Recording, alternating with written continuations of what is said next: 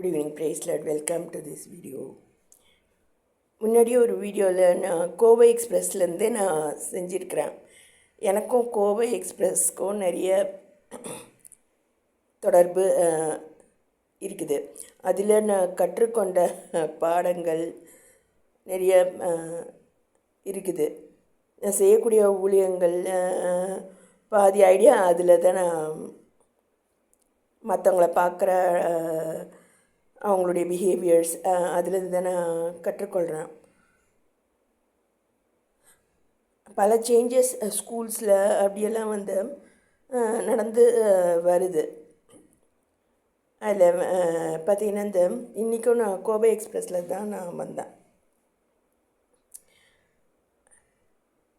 அது வந்து அது கிறிஸ்து என்ன பேசிக்காக சொல்கிறாருன்னா, உன்னை நேசிப்பது போல அப்படின்ட்டு இருக்கு.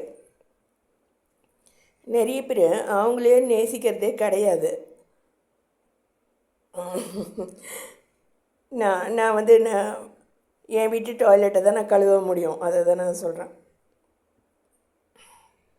எங்கள் வீட்டில் இருக்கக்கூடிய நபர்களுக்காக தான் நான் ஜெபிக்கிறேன். அவங்க மோஸ்ட்லி பார்த்திங்கன்னா லேடிஸ் பார்த்திங்கன்னா நைட்டியில் தான் இருப்பாங்க. அதை பற்றி ஜோக்கு கூட போட்டிருக்காங்க.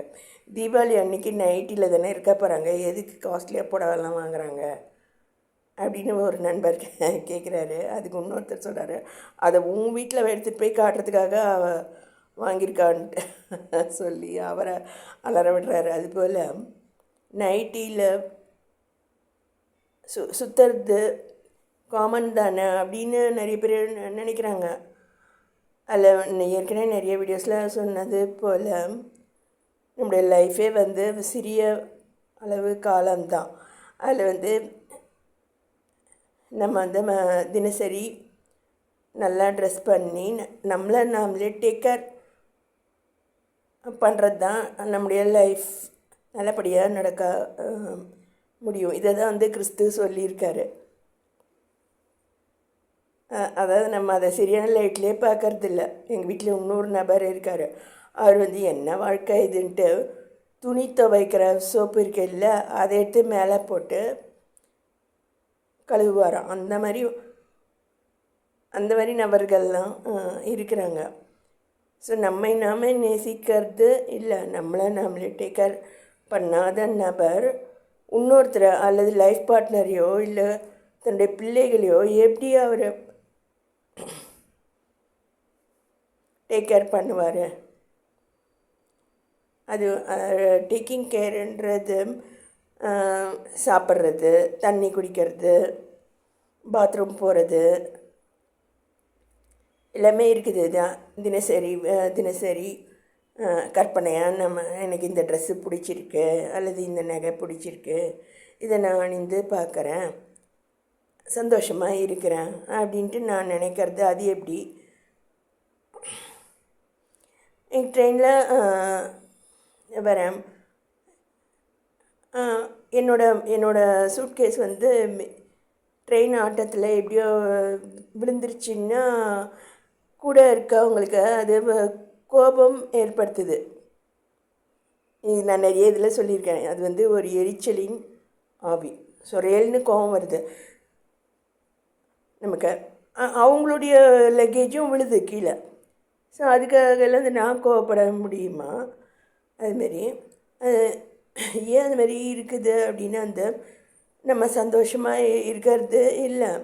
ரெண்டாவது வந்து நம்ம குறிப்பிட்ட டைம்ஸ் நம்ம பாத்ரூம் போகாதனால அந்த உப்புக்கள் நம்மளுடைய பாடியில் ஏறி பிபி அதிகமாக இருக்குது நம்மளுக்கு. அதனால தான் நமக்கு வந்து அதுமாரி கோபம் அதெல்லாம் இருக்குது. ஸோ அதை குறித்து வீட்டில் பேரண்ட்ஸு வந்து ஸ்டூடெண்ட்டாக பிள்ளைகள் வெளியே போகும்போது அதை எச்சரிக்கை பண்ணி அனுப்புறது நல்லது.